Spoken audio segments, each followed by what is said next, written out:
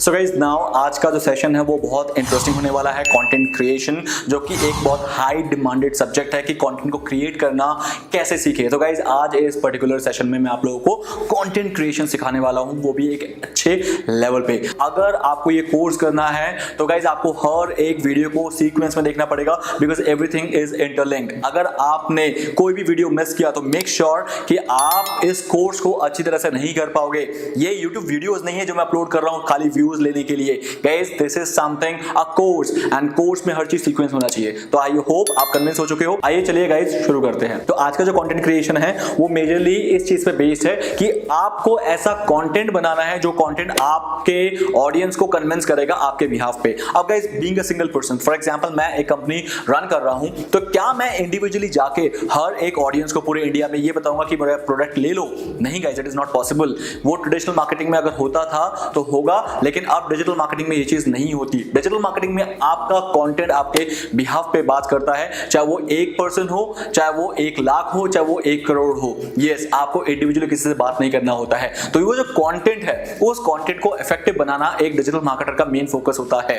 Guys content इतना ज्यादा effective होना चाहिए कि आपका जो ऑडियंस है सिर्फ कंटेंट के बेस पे ही कन्वर्ट हो जाए। तो गाइस उसी कंटेंट को क्रिएट करने के लिए आज हम इस सेशन को आगे बढ़ा रहे हैं। तो गाइस आज जो हम सीखने वाले हैं वो है टेक्स्ट कंटेंट, कि टेक्स्ट कंटेंट को कैसे बनाया जाता है। Content could be in the form of video, content could be in the form of image, text. तो आज टेक्स्ट पे बात करेंगे। गाइस स्टार्ट करते हैं। अगर मैं बोलूं कि आपको आज एक ऐसे लिखना है ऑन डिजिटल मार्केटिंग, तो आप सोच के लिख सकते हो, लेकिन अगर मैं बोलूं सोच के लिखना इट इज नॉट एनफ, तो आप क्या करोगे? तो गाइस तब आप बोलोगे कि इसके अलावा क्या तरीका है। गाइस इसके अलावा जो तरीका है वही मैं आज आपको बताने वाला हूं।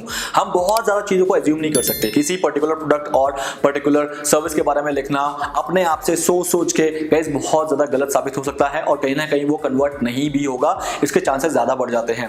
इसीलिए कंटेंट क्रिएशन का एक पैटर्न होता है और इसका एक प्रोफेशनल वे होता है, जो वे मैं आप लोगों को आज सिखाने वाला हूं। गाइस क्या आपको कभी Amazon, मेक माई ट्रिप, ओयो रूम्स, ये जितने भी स्टार्टअप्स हैं, जितनी भी अच्छी बड़ी कंपनीज हैं, इन्होंने कभी खुद कॉल करके बोला है कि हमारा ये प्रोडक्ट ले लो? नहीं, हमने इनके कंटेंट से कन्विंस होके इनके प्रोडक्ट को ऑटोमेटिकली लिया है। इसका मतलब इन्होंने कभी सेल हमें किया ही नहीं था।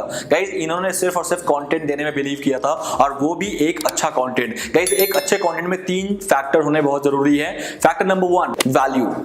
वैल्यू आपके कंटेंट के अंदर होना चाहिए। वैल्यू मतलब क्या होता है कि क्या आप इस कंटेंट के अंदर अपने ऑडियंस का भला चाह रहे हो, वो उस पर्टिकुलर कंटेंट के अंदर होना चाहिए। अगर आपने वैल्यू दे दिया तो इसका मतलब समझ आ गया, आपका जो रीडर है, आपका जो वो कंटेंट आपके ऑडियंस के पास जा रहा है, वो ऑडियंस आपसे अट्रैक्ट होगा। दैट इज नंबर 1 कि आपको अपने कंटेंट के अंदर वैल्यू देना जरूरी है। सेकंड है गाइस इमोशन, कि कितना इमोशनल कंटेंट आप क्रिएट कर पाते हो, कितना आप अपने ऑडियंस के दिल के साथ जुड़ पाते हो। That again matters a lot in content creation. And third important thing is trust. क्या उस content के अंदर इतना trustworthy lines, sentences या फिर आपने words यूज किए हैं जिससे आपका audience आपसे convince हो जाए कि हाँ ये सच बोल रहा है, ये प्रोडक्ट ही मेरे लिए अच्छा प्रोडक्ट है। तो गाइज ये 3 फैक्टर देना आपके कंटेंट में बहुत जरूरी है। आइए चलिए सीखते हैं कि इसको कैसे करना है। तो इसके लिए मैं आपको ले जाना चाहूंगा अपने कंप्यूटर स्क्रीन की तरफ, उसके बाद ये पूरा प्रोसेस हम करते हैं। सो guys now this is my computer screen, जिसमें आप देख पा रहे हो कि मैंने आप लोगों के लिए 4 पॉइंट्स यहाँ पर ऑलरेडी लिखे हुए हैं, जो कि आपको एक प्रोफेशनल कंटेंट क्रिएट करने में आपको हेल्प करेंगे। तो प्रोफेशनल कंटेंट क्या होता है, नॉर्मल कंटेंट क्या होता है? सो गाइस नॉर्मल कंटेंट जो होता है वो होता है कि जस्ट आपने लिखा है, या फिर आप उससे ज़्यादा उम्मीद नहीं करोगे कि आपके बहुत सारे ऑडियंस उस कंटेंट को पढ़ के कन्विंस होंगे, क्योंकि उसमें कोई भी ऐसा आपने वैल्यू नहीं दिया होगा, या जाने अनजाने में अगर आ गया है तो ठीक है, बट वो प्रोफेशनल कंटेंट नहीं हुआ, और उसमें चांसेस जो होते हैं वो 50-50 होते हैं कि आपका ऑडियंस कन्वर्ट हो भी सकता है उस कंटेंट के थ्रू, या नहीं भी हो सकता है। बट अगर आप ये प्रोफेशनल वे अपनाओगे अपने कंटेंट को क्रिएट करने में, कंटेंट बिल्डिंग में, तो डेफिनेटली क्या होगा कि आपके चांसेस बढ़ जाएंगे, 60-70-80% हो जाएंगे कि हाँ इस कंटेंट से आपके ऑडियंस कन्वर्ट हो रहे हैं। क्यों? क्योंकि आपने वो सारी चीज़ें यहाँ पर इनबिल्ट किया है जो कि हेल्प करेगा उस कंटेंट को आपके ऑडियंस को कन्विंस करने के लिए। तो आइए द फर्स्ट पॉइंट मैं आपको बता दूं, वो है content curation. Guys content curation एक ऐसा प्रोसेस है जिसमें हम क्या करते हैं, मार्केट में हमारे टॉपिक के ऊपर बहुत सारा कंटेंट ऑलरेडी लिखा जा चुका है। एग्जांपल के तौर पे आज मैं लेता हूँ हाउ टू लूज वेट, मैं टॉपिक लेता हूँ guys. How to lose weight में मुझे एक आर्टिकल लिखना है जो कि मुझे अपने ब्लॉग में पब्लिश करना है, जिससे मैं एक्सपेक्ट करूँगा कि उसमें मुझे ट्रैफिक चाहिए। अब हाउ टू लूज वेट ऐसा तो नहीं है कि मैं फर्स्ट टाइम मैं ही लिखूंगा। हाउ टू लूज वेट पे पता नहीं आज से पहले कितने सारे कंटेंट क्रिएटर्स ने कंटेंट लिख दिए हैं। अब उसी का मुझे फ़ायदा उठाना है। क्या फ़ायदा उठाना है गाइज? क्योंकि मैं जितना जानता हूँ कि मैं एक हाउ टू लूज वेट पे कंटेंट लिख रहा हूँ, वो तो मैं लिखूंगा क्योंकि मुझे जितना नॉलेज मेरे अंदर है मैं उसको लिख दूंगा। बट ऐसा हो सकता है कि मैं कुछ चीज़ें अभी भी नहीं जानता, जो कि मैं पहले खुद रिसर्च करूंगा। तो डिफरेंट कंटेंट के अंदर जाके जो ऑलरेडी पब्लिश्ड है और जो गूगल पे रैंक कर रहे हैं, मुझे वो वहाँ से लेने हैं और वहाँ से लेने के बाद वहाँ से रिसर्च करना है कि मुझे और क्या लिखना चाहिए अपने कॉन्टेंट में वैल्यू देने के लिए, अपने कॉन्टेंट को और रिच बनाने के लिए। तो गाइज आइए शुरू करते हैं कि कॉन्टेंट क्यूरेशन का प्रोसेस कैसे करते हैं। जैसे कि आप मेरे पीछे देख रहे हैं कि गूगल में मैंने already how to lose weight research किया है। तो आप यहाँ पर देख रहे हो कि गूगल के पास कितना सारा कंटेंट है हाउ टू लूज वेट पे। ये वीडियो कंटेंट है, आप देख रहे हो, ये टेक्स्ट कंटेंट है। तो इस तरीके से हाउ टू लूज वेट पे बहुत सारा कंटेंट गूगल के पास है। अब शुरू करना है मुझे रिसर्च प्रोसेस से। रिसर्च प्रोसेस में गाइस सबसे पहले आपको क्या करना है, आपको एक वर्ड फाइल ओपन करना है, जिससे क्या होगा कि आप जो भी रिसर्च करोगे उसे आप एक जगह पे जॉट डाउन कर दोगे कि मैंने ये रिसर्च किया है। तो मेरा टॉपिक मैं यहाँ पर लिख लूँगा हाउ टू लूज वेट, ये मेरा टॉपिक हो गया। And now content curation. Content curation के लिए सबसे पहले मैं क्या करूँगा, जो भी कंटेंट है यहाँ पर जो रैंक कर रहे हैं मैं उसको ओपन कर लूँगा डिफरेंट टैब्स के अंदर। जैसे कि आपने देखा मैंने 3 टैब्स ओपन कर ली हैं। सबसे पहले मैं इस टैब में जाऊँगा और मैं यहाँ पर पढ़ना स्टार्ट करूँगा। गाइज थोड़ा सा कंटेंट क्यूरेशन में आपको पेशेंस रखना पड़ेगा, क्योंकि कंटेंट क्यूरेशन की बात है और यहाँ पर आपको बेस्ट कंटेंट को क्यूरेट करना है, रिसर्च करना है, तभी आपके खुद के कंटेंट के अंदर वो वैल्यू, वो पावर आएगी जिसके थ्रू आपका ऑडियंस कन्विंस होगा। तो जैसे कि फॉर एग्जाम्पल यहाँ पर इन्होंने बोला है, इनका जो हेडलाइन है वो है 20 best ways to lose weight after 50। अब अगर आप सोच रहे हो कि आफ्टर 50 के लिए ही आपका कंटेंट है तो ये पर्टिकुलर जो आर्टिकल है ये आपके लिए ठीक है, वरना मैं इसको कर दूंगा क्रॉस। मैं इन जनरल बात करना चाहता हूँ कि लूज वेट कैसे करना है, नॉट आफ्टर 50। तो नाउ वो वाला जो पर्टिकुलर आर्टिकल जो ऑलरेडी पब्लिश हो चुका था गूगल के अंदर, वो मेरे किसी काम का नहीं है, तो मैंने इसको क्रॉस कर दिया। Now let's talk about 8 ways to lose weight without dieting. ये मेरे लिए हो सकता है। इस पे अब मैं जाऊंगा गाइज, वो कौन से वेज हैं उनको मुझे देखना है। जैसे एग्जाम्पल इन्होंने यहाँ पर 10 वेज लिख रखे हैं। I don't know what is this they did. ये डिफरेंट वेज है गाइस। इन्होंने यहाँ पर लिखा है, ये सेकंड जो है plate pics, use smaller dishes to reduce how much you eat by as much as 20% what. तो मैं क्या करूँगा गाइस, इनको मैं कॉपी कर लूँगा। अब ये कॉपी करने का मतलब ये नहीं है मैं इसको एज इट इज़ यूज़ करने वाला हूँ। ऑफ कोर्स गाइस ऐसा बिल्कुल भी नहीं है। मैं क्या कर रहा हूँ, सिर्फ जो मुझे कंटेंट अच्छा लग रहा है जो ऑलरेडी पब्लिश हो चुका है, खाली मैं उनको यहाँ से ले रहा हूँ, यहाँ से सिर्फ पिक कर रहा हूँ, क्योंकि इसके बाद मुझे इस पर कंटेंट बिल्डिंग, कंटेंट स्पिनिंग खुद का करना है। जैसे sure you know that though suggestion won't work but in the age of information वगैरह वगैरह। I can see that guys. ये कुछ कंटेंट है जो कि मुझे ओके सो गाइज ये कुछ कंटेंट है जो मुझे क्या करना है, मुझे कॉपी करना है। तो इस तरीके से आप पढ़ के इसे कॉपी करोगे और इस तरह से होमवर्क करोगे गाइज, पहले किसी भी कंटेंट को पब्लिश करने से पहले। ये मैं सिर्फ कॉपी कर रहा हूँ, आप मान के चलो कि मैंने इसे पढ़ लिया। आपके केस में आप डेफिनेटली इसे पढ़ोगे और इस तरीके से डिफरेंट सोर्सेज से और भी सोर्सेज से जो बेस्ट सबसे कंटेंट आपको लग रहा है कि हाँ ये जो टॉपिक है, ये जो पर्टिकुलर पॉइंट्स हैं, ये बहुत इफेक्टिव पॉइंट्स हैं, उन पॉइंट्स को आप वहाँ से सिर्फ कॉपी करोगे और कुछ भी नहीं करोगे। जैसे कि for example 35 easy way to make healthy snacks, and यहाँ से मैंने कुछ पॉइंट्स उठा लिए like this. For example let's go and copy. So guys ये जो कॉपी मैं कर रहा हूँ, सिंपली मैं कॉपी कर रहा हूँ। ध्यान रखना, अगेन मैं आपको बार बार रिपीट क्यों कर रहा हूँ, आप ये गलती मत कर देना इसको एज इट इज पब्लिश करने की। इससे क्या होगा, गूगल आपको पेनलाइज कर सकता है। और रही बात रैंकिंग की, तो वो तो आप भूल जाना अगर आप एक पब्लिश्ड कंटेंट को अपने साइट में आके दोबारा पब्लिश करोगे। तो गाइस फॉर एग्जांपल मान के चलता हूं कि मेरे पास 1500 वर्ड्स ऐसे क्यूरेट हो चुके हैं लाइक दिस। 318 वर्ड्स हो चुके हैं, मैं इसको 1500 वर्ड्स मान लेता हूं, क्योंकि अभी just for a tutorial purpose मैं आपको इस तरीके से समझा रहा हूं। अब इस कंटेंट को मुझे क्या करना है, द सेकंड प्रोसेस इज, ये फर्स्ट प्रोसेस था कंटेंट क्यूरेशन, जो कि मैंने यहाँ पर आपको बताया था। सो कंटेंट क्यूरेशन इसी को कहते हैं, जब आप डिफरेंट सोर्सेज में जाके अपने बेस्ट से बेस्ट पॉइंट को अपने पास ले आते हो। अब आप इसको क्या करोगे, कंटेंट स्पिनिंग एंड बिल्डिंग। अब इस कंटेंट को ही आप तोड़ मोड़ के स्पिन करके अपने अकॉर्डिंग कंटेंट को बिल्ड करोगे। एग्जांपल के तौर पे मैं ले लेता हूं, let's go to my content जो मैंने यहाँ पर पेस्ट किया है, हाउ टू लूज वेट। अब गाइज यहाँ पर आपका जो भी कंटेंट है आप खुद पढ़ो। Use smaller dishes to reduce how much you eat by as much as 20%। अब इस कंटेंट को आप क्या करोगे, अपने अकॉर्डिंग मैनुअली इसको स्पिन करोगे, मतलब आप इसे अपने अकॉर्डिंग लिखना स्टार्ट कर दोगे।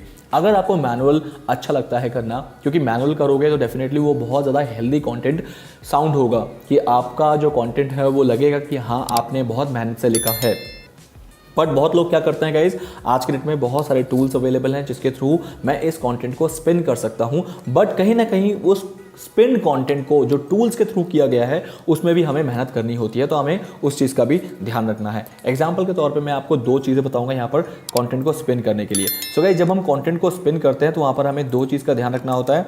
एक, जो फ्री स्पिनर्स हैं उसमें तो बहुत ज़्यादा वेग काइंड ऑफ कंटेंट स्पिन होता है, मतलब उससे स्पिन करा के आपको कुछ ज़्यादा फायदा नहीं होगा फ्री स्पिनर्स। बट जो प्रीमियम स्पिनर्स होते हैं, जो कि ऐसे कुछ सॉफ्टवेयर्स हैं जो कि प्रीमियम हैं, उन कंटेंट को आप यूज़ कर सकते हो अपने साइट के अंदर, बिकॉज वो बहुत ज़्यादा नेचुरल दिखते हैं, बट उस पर भी कहीं ना कहीं आपको थोड़ा बहुत काम करना होता है। नाउ मैं आप लोगों को ले चलता हूँ ये दोनों टाइप के सॉफ्टवेयर्स पे। सबसे पहले चलते हैं फ्री स्पिनर्स। फ्री स्पिनर के लिए मैं आपको यहाँ पर जो एक साइट बताऊंगा वो है smallseotools.com। यहाँ पर आप ज़रूर जाना गाइज, और यहाँ पर एक ऑप्शन है आर्टिकल रीराइटर। आर्टिकल रीराइटर पे आपको क्लिक करना है, और क्लिक करने के बाद जो भी कंटेंट आपने यहाँ से कॉपी किया है उनको करो पेस्ट, इनको करो कॉपी, और देन आप वहाँ पर जाके पेस्ट कर दो यहाँ पर इस सेक्शन पे। The moment you will paste it, अब आपको क्या करना है, नीचे आना है and then you need to click on rewrite article. Can you see that guys, rewrite article. यहाँ पर क्लिक करोगे जैसे ही, तो ये आपका कंटेंट जो है रीराइट करना स्टार्ट कर देगा। जैसे आप देख रहे हो कि ये 4% रीराइट हो चुका है, और इस तरीके से जब ये 100% हो जाए तो समझ लेना आपका जो कंटेंट है अब रेडी टू यूज़ है। अब नेक्स्ट स्टेप मैं आपको बताने वाला हूँ कैसे करना है।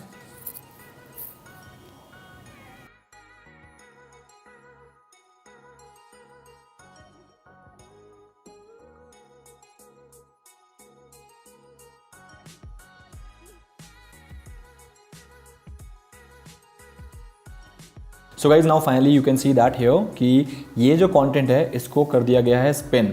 अब यहाँ पर जो आप ये कलरफुल फॉन्ट्स देख रहे हो, ये वो वर्ड्स हैं जिसको सिनोनिम के थ्रू रिप्लेस किया गया है। फॉर एग्जाम्पल अब यहाँ पर आप चेक करो कि आपने क्या लिखा था और यहाँ पर क्या लिखा गया है। Use smaller dishes to scale back. अब स्केल बैक का ओरिजिनल वर्ड था रिड्यूस, टू रिड्यूस को इसने टू स्केल बैक किया है। अब आप हर एक पर्टिकुलर वर्ड को क्लिक करके देखना कि उसका ओरिजिनल वर्ड क्या था और उसको कन्वर्ट किस में किया गया है। अगर आपको लग रहा है जो कन्वर्ट किया गया है दैट इज एप्रोप्रिएट, तो आप क्या करोगे, उसे रखोगे, वरना आप यहाँ से खुद सेलेक्ट करोगे, और या तो आपको लग रहा है कि वो ओरिजिनल वर्ड ही होना चाहिए था तो आप ओरिजिनल वर्ड में उसे वापस ले आओगे। सो इस तरीके से आप क्या कर सकते हो, इसको यूज़ कर सकते हो।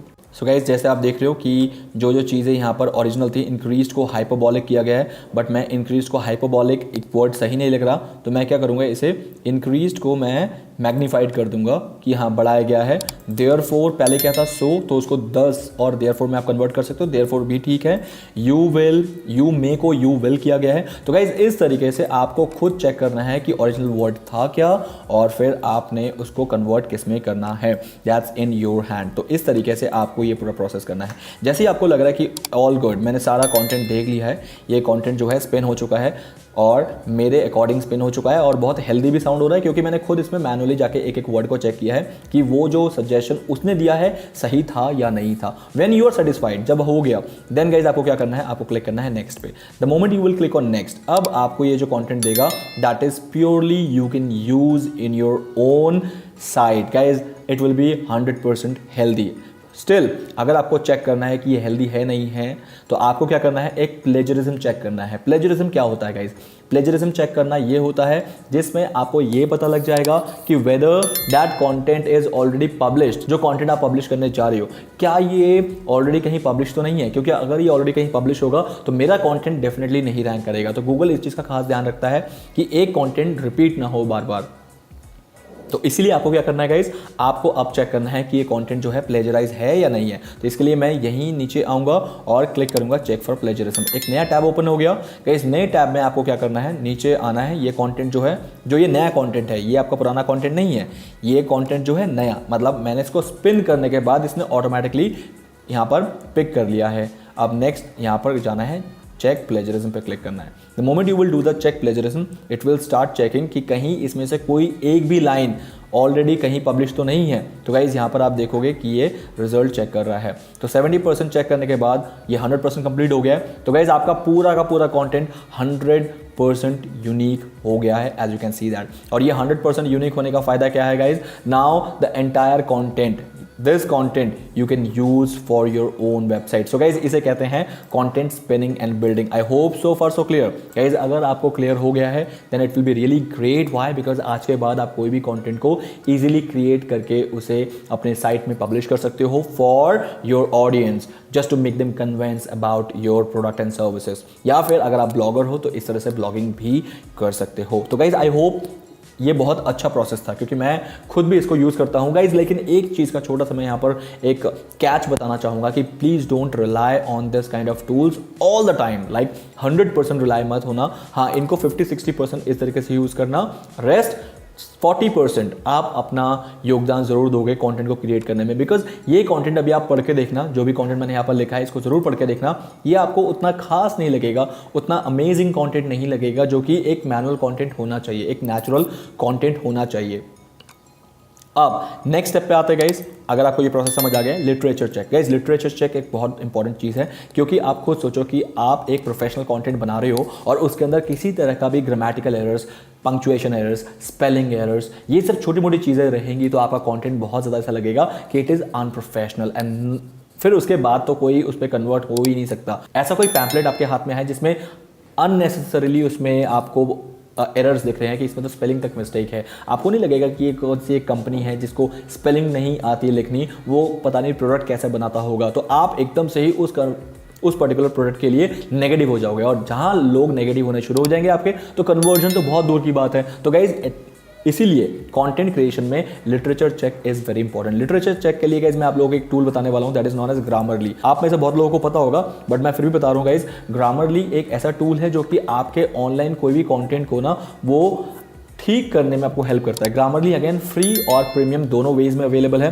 बट आप कौन सा यूज करोगे that you will decide. Free में भी आपको एटलीस्ट ये इतना हेल्प कर देगा कि स्पेलिंग एरर्स, पंक्चुएशन एरर्स में आपको हेल्प कर देगा, बट अगर आप इसका प्रीमियम वर्जन लोगे उसमें तो आपको एडवांस लेवल के भी चेक्स ये करके देगा। तो गाइज राइट नाउ मैं आपको हेल्प कर रहा हूँ कि आप फ्री में ही यूज़ करो ग्रामरली, जो कि यहाँ पर आपको दिख रहा है कि एक्सटेंशन है, ये फ्री में आप यूज़ कर सकते हो। और इसके रीजन की वजह से आपको यहाँ पर दिख रहा है कि ये रेड कलर के अंडरलाइंस आ रहे हैं। तो गाइज ये जो अंडरलाइंस आ रहे हैं ये आपको बता रहा है कि ये जो पर्टिकुलर वर्ड है इसको ये होना चाहिए था। अब आप खुद चेक करो कि ये होना चाहिए था या नहीं होना चाहिए था। अगर आपको लग रहा है हाँ यही होना चाहिए तो आप इसे क्लिक करो तो यहाँ पर चेंज हो जाएगा। तो एटलीस्ट यहाँ पर जो ये सजेशन दे रहा है आप 80% बिलीव कर सकते हो कि दोज ऑल आर गुड, क्योंकि ये एक बहुत बड़ा डेटाबेस लेके बैठा है ग्रामरली, जिसके अंदर वर्ल्ड के जितने भी वर्ड्स हैं इंग्लिश में वो सारे वर्ड्स का डेटाबेस ग्रामरली के अंदर है। तो ग्रामरली को पता लग जाता है कि ये वर्ड किस तरीके से आना चाहिए यहाँ पर। जैसे कि ये फाइबर है, तो ये फाइबर जो है इसने FIBRE किया था, लेकिन एक्चुअल फाइबर क्या होता है FIBER।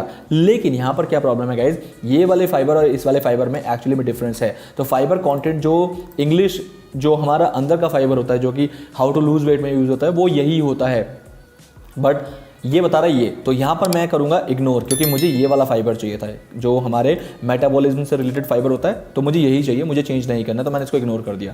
बट यहाँ पर देखो आइडेंटिकल को एन आइडेंटिकल होना चाहिए, dinner is not an identical, तो एन यहाँ पर नहीं था तो इसने एन भी दे दिया। सिर्फ स्पेलिंग मिस्टेक्स तो छोड़ो, आपके उस पर्टिकुलर वर्ड के साथ जो भी प्रीपोजिशन, जो भी नाउंस आने हैं वो तक आपको ये हेल्प कर रहा है बताने में। तो ग्रामरली को यूज़ कर लेना गाइज, आपको ये बहुत हेल्प करेगा एटलीस्ट आपके जो कंटेंट के लिटरेचर एरर्स हैं उसको क्लियर करने में, और वो भी फ्री में। तो गाइज इसके बाद क्या है, अब जो कंटेंट आपको मिलेगा वो कंटेंट प्योर कंटेंट होगा, जिसमें आप ऑलरेडी क्या क्या कर चुके होंगे guys, content curation, content spinning and building, literature check, ये तीनों चीज़ें आपके हो चुके हैं गाइज। अब आपका कंटेंट बिल्कुल रेडी है, अब आप इसे कहीं भी पब्लिश कर सकते हो, बिकॉज इसमें सारे एरर्स हमने हटा दिए हैं।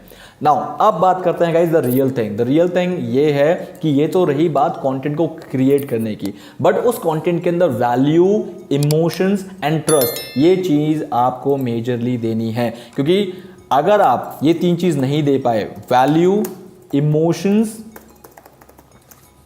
एंड ट्रस्ट, गाइज ये तीन चीज़ अगर आप नहीं दे पाए अपने कंटेंट के अंदर, तो कन्वर्जन अगेन नहीं आएगा, चाहे आप ऊपर की कोई भी चीज़ें कर लो। ये ऊपर की जो चीज़ें थी गाइज, वो तो एक कंटेंट को बिल्ड करने में हेल्प कर रहा था, लेकिन अब कंटेंट को कन्वर्ट करने में आपको ये 3 मेजर फैक्टर्स का ध्यान रखना पड़ेगा, वैल्यू, इमोशंस एंड ट्रस्ट। अब ये क्या होता है गाइज? वैल्यू, इमोशन और ट्रस्ट आपको यहां पर ध्यान रखना है कंटेंट फ्लो में। कंटेंट फ्लो में आपको क्या करना है गाइज? आपके कंटेंट के अंदर सबसे पहले आप वैल्यू दोगे। वैल्यू कैसे दोगे गाइज? अगर आपका कंटेंट किस लिए बना रहे हो, अगर वो रीजन दे पाए, तो उससे क्या होगा, लोग वैल्यू करेंगे कि हाँ, इस कंटेंट के अंदर बहुत अच्छा काइंड ऑफ इंटेंशन दिया गया है। लिखने वाले का इंटेंशन अच्छा था, लिखने वाले का जो इंटेंशन था वो साफ दिख रहा है कि पढ़ने वाले की भलाई के ऊपर मैंने लिखा है, तो इसका मतलब वो हो गया वैल्यू।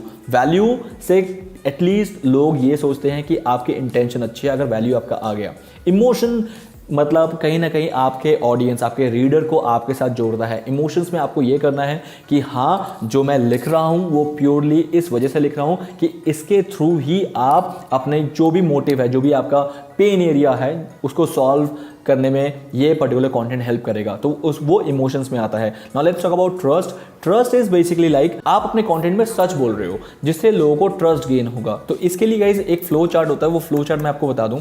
फ्लो चार्ट में आपको ध्यान रखना है कि आपका जो फर्स्ट जो कंटेंट का इनिशियल लेवल होगा वो इंट्रोडक्शन से स्टार्ट होगा। इंट्रोडक्शन मतलब कि आपका जो कंटेंट है उसको इंट्रोड्यूस करना बहुत ज़रूरी है इनिशियल, कि क्या पढ़ने वाले हैं लोग आगे। आपके कंटेंट के अंदर फॉर एग्जांपल 1500 वर्ड्स का कंटेंट है, but do you think so कि 1500 वर्ड्स लोग डायरेक्टली पढ़ लेंगे? ऑफ कोर्स नहीं पढ़ेंगे। तो उसके लिए क्या करेंगे, सबसे पहले वो फर्स्ट कुछ लाइन्स पढ़ेंगे या फर्स्ट पैराग्राफ पढ़ेंगे। तो फर्स्ट पैराग्राफ में ही आपको अपने कंटेंट को इस तरह से इंट्रोड्यूस करना है कि आपका जो कंटेंट है वो बिल्कुल हेल्दी लगे और पढ़ने में इंटरेस्ट रेज हो जाए। तो उसके लिए स्टार्टिंग में आपको वैल्यू देना है, इंट्रोडक्शन में वैल्यू देना है। मतलब आपको ये बताना है कि अगर आप इस कंटेंट को पढ़ लोगे तो आपको क्या मिलने वाला है और वो आपके लाइफ में कैसे इंपैक्ट करेगा। So that is known as introduction. So that is the number 1 flow.